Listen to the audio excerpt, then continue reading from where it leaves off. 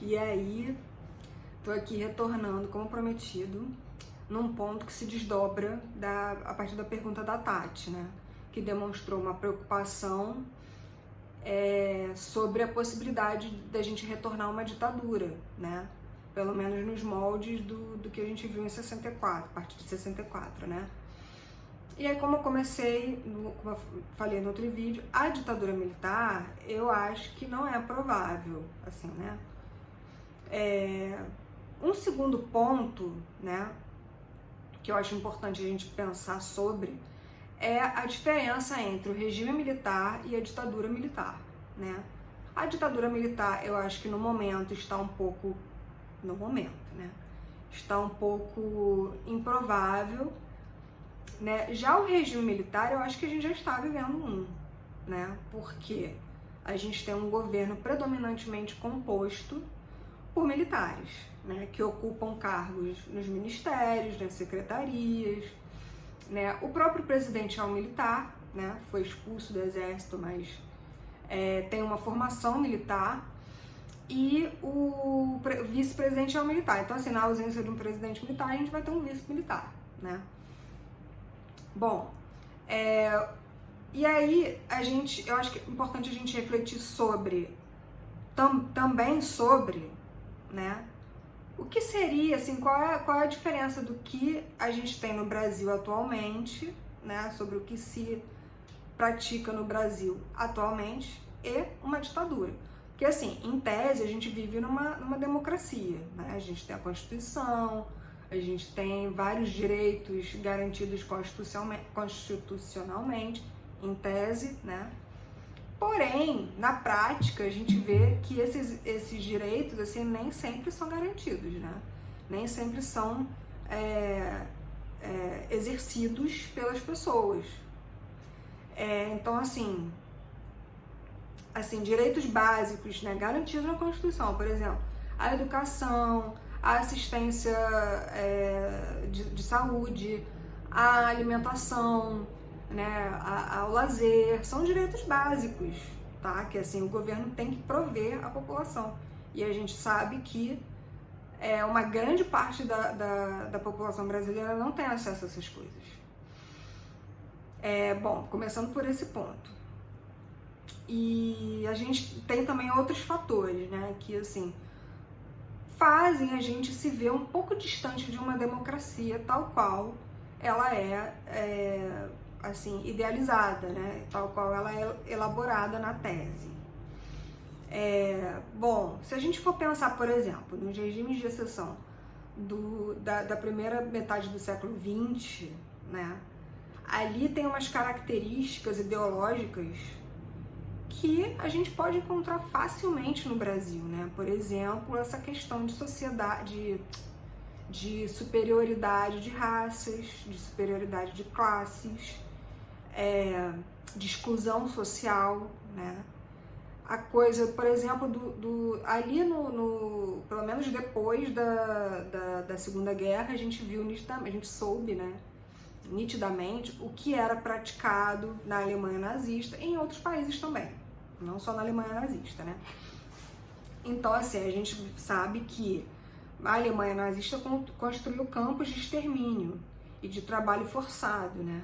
Para onde o regime mandou judeus, comunistas, ciganos, negros, homossexuais, deficientes físicos, enfim, toda uma lista de classes que eram consideradas inferiores, né? Que deveriam ser exterminadas ou submetidas a trabalho forçado. No Brasil, a gente tem uma coisa que eu acho muito próxima desse acontecimento histórico, que é o campo de concentração, né? Eu vejo isso, por exemplo, no nosso sistema carcerário.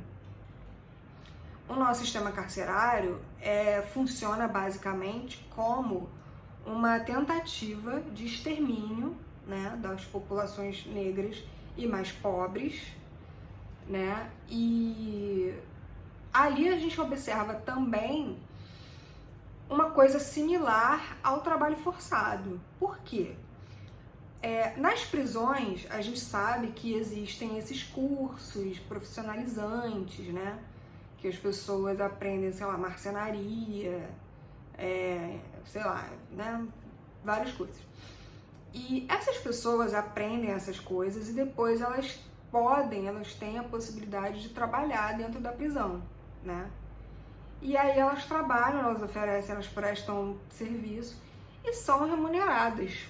Porém, o que essas pessoas recebem está muito abaixo do que é estabelecido nas nossas leis trabalhistas, etc. E isso, veja só, aconteceu nos campos de extermínio. A mão de obra judaica, por exemplo, foi utilizada tanto em trabalhos manuais, braçais, quanto em trabalhos intelectuais. Isso é histórico, tá? Isso é documentado. Com a diferença de que essas pessoas não eram remuneradas, né? Então, assim, não é a mesma coisa, mas está ali bem próximo, né? Porque os presos não ganham o suficiente para... não ganham a remuneração devida, né, de um trabalhador. Uma remuneração que garanta ao trabalhador não só a existência dele, a sobrevivência, né, mas o alcance a outras coisas, por exemplo, o poder aquisitivo, né, de consumo e tudo mais. Né? Aí acaba que o que esses presos recebem, né, nas prisões, eles acabam gastando ali mesmo, né, com coisas, sei lá, básicas.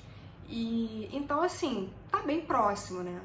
Fora isso, a gente tem a questão da chamada guerra ao tráfico de drogas, que além de mandar mais gente presa, né, para as cadeias, também permite um extermínio sistemático das populações negras e periféricas, né, que a gente vê acontecer constantemente. A polícia, né, as nossas forças policiais invadindo favelas e comunidades pobres, né, com o pretexto de estarem em busca de ladrões, de traficantes, de criminosos, né, em tese, com essa estratégia de que prendendo ou matando o chefe do tráfico vai estar controlado pela polícia e tudo mais. Só que, na prática, o que a gente vê são civis, pessoas inocentes sendo mortas, né? Inclusive crianças. A gente sabe de vários casos muito trágicos, né?